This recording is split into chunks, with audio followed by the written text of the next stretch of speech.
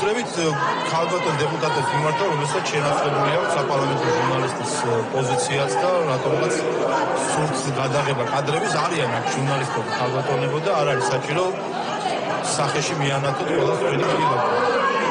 ქალბატონო რიმა. დაიგავით ყველა მათგანებს შორის. ოპოზიციასაც დავბრძანდი. ტაქტიკა არის ასეთი, წყობიდან გამოყვანა უმრავლესობის იმის